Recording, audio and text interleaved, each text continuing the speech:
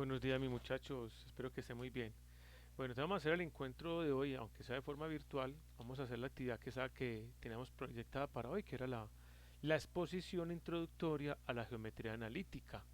Recordemos que simultáneamente con el tema de identidades, vamos a ver este tema de que corresponde al componente de geometría. Más adelante inclusive les voy a necesitar hoja milimetrada de regla y compás para que lo vamos consiguiendo esos materiales. Ya les avisaré. Pero ahí vamos a hacer una actividad netamente introductoria. Entonces vamos a comenzar. Lo primero que vamos a hacer es hacer un recuento por el comienzo de la geometría.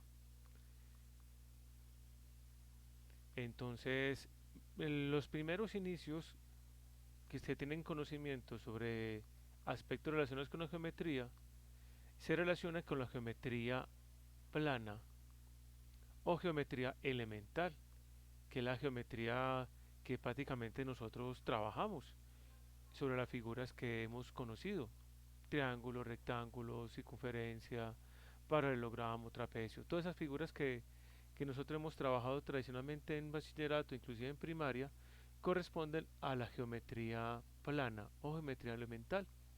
Más adelante también hemos también dado unos vistazos, eh, en grado noveno dimos unos vistazos a la geometría del espacio, que la geometría del espacio se refiere ya en tres dimensiones, que inclusive el año pasado creamos algunas figuras, un tetaedro, poliedros, hexaedros. Hicimos varias figuras el año pasado. El cubo también es una figura en el espacio. La esfera también es una figura en el espacio. Entonces tenemos esos dos tipos de geometrías: geometría plana, elemental, y geometría del espacio. Con respecto a la geometría plana, los primeros inicios se los debemos a un personaje muy interesante de nombre Euclides.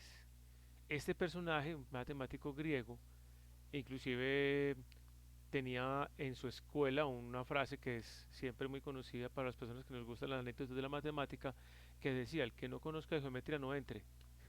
Pues con otras palabras, pero básicamente era ese tipo de situaciones. Se dice que todos los conocimientos que tenía Euclides fueron a base de la geometría moderna. También se dice que lo que conocemos de él, que lo que él escribió, propuso, eh, logró demostrar, solamente conocemos el 10%. El resto se quemó en la famosa Biblioteca de Alejandría, que fue una especie de recopilación de todos esos textos de antiguos. Se recopilaron en la ciudad de Alejandría. Eran pergaminos que inclusive en esa época, ya hace tanto tiempo, eran pergaminos que eran mucho más antiguos. Imagínense cómo se nos perdió ese conocimiento en la antigüedad, en ese gran incendio. Entonces, lo poquito que ha podido sobrevivir es lo que conocemos de la geometría euclidiana, que se le da también a ese nombre: geometría plana, geometría elemental, geometría euclidiana. Esos axiomas maravillosos que leemos a Euclides. Tuvieron que pasar más de 2000 años para que se diera un avance considerable en la geometría. Y eso se lo debemos hace poquito, en la época comenzando la Revolución Francesa, a otro personaje maravilloso, después de 2000 años de Euclides, que es René Descartes. René Descartes. Este personaje, otro maravilloso personaje, él era filósofo. También leemos grandes, digo que en filosofía lo han escuchado mencionar: era el padre del racionalismo, así llamaba la corriente filosófica que él instauró. Él tenía una frase que es una máxima para muchas personas: pienso, luego existo. Es decir, si no se racionaliza, si no se piensa, no se puede demostrar que uno existe.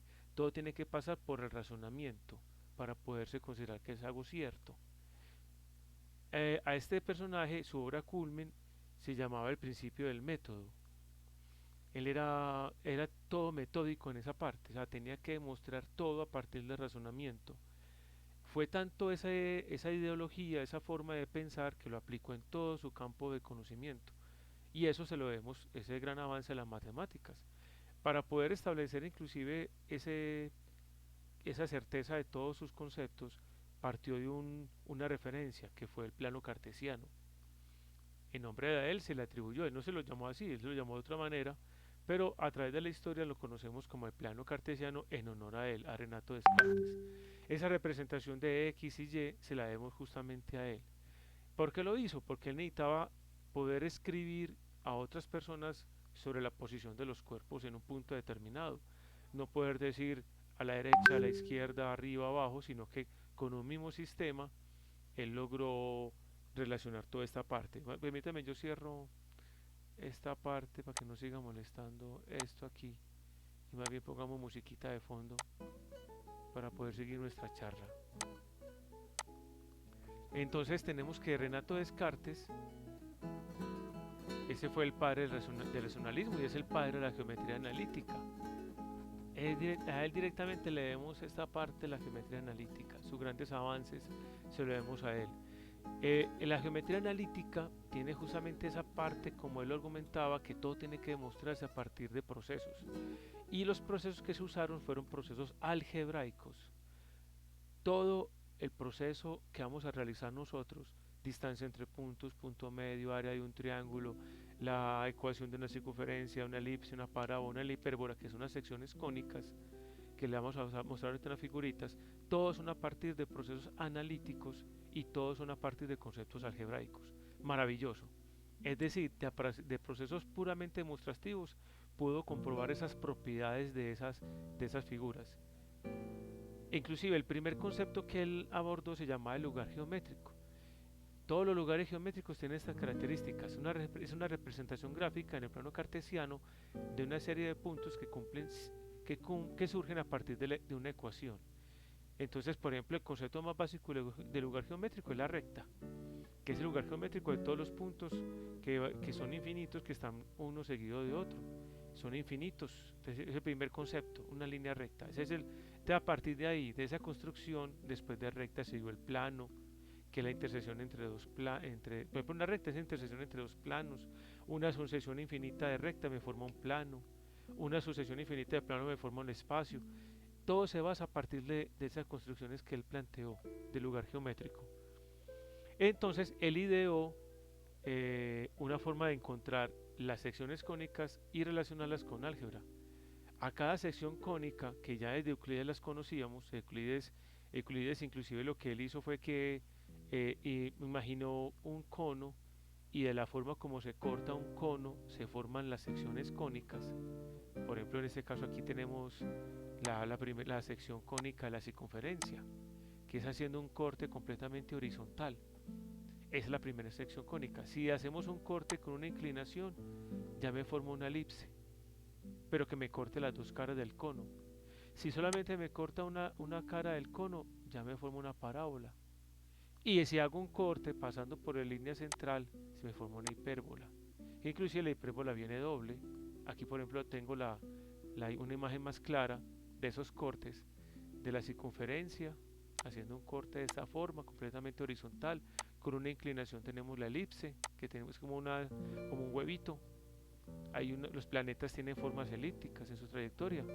La parábola, la que mencionábamos, que no me cortaba las dos caras del cono, solamente una cara. Y la hipérbola es que me corta justamente dos conos, uno sobre otro. Las representaciones en el plano son estas: la circunferencia, la elipse, la parábola, la hipérbola. El propósito de nosotros es entender, estudiar las ecuaciones algebraicas de cada una de estas secciones cónicas. Ese va a ser el propósito.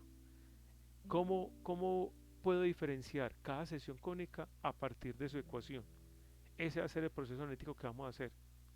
Interpretar esas características geométricas a partir de sus ecuaciones. Ahora, muchachones, esa es la introducción a la geometría analítica. Cortica, ¿cierto? Para que en este resto de clase vamos a realizar una prueba en el máster. Esta prueba en el máster está habilitada desde las 10:25 am. Ya ustedes pueden hacerla en el transcurso del día, tienen todo el día hasta la medianoche y está basada justamente en esta exposición. Lo que hemos acordado, ¿se acuerdan? Que hemos acordado que iba a hacer la exposición y después de la exposición ustedes iban a hacer una prueba en el máster. Y es basada en lo que acabé de realizar. Ustedes pueden ver el video otra vez si quieren reforzar alguna idea, algún concepto antes de hacer la prueba. Listo, muchachones, mucha suerte. Espero que nos veamos mañana. Buen día.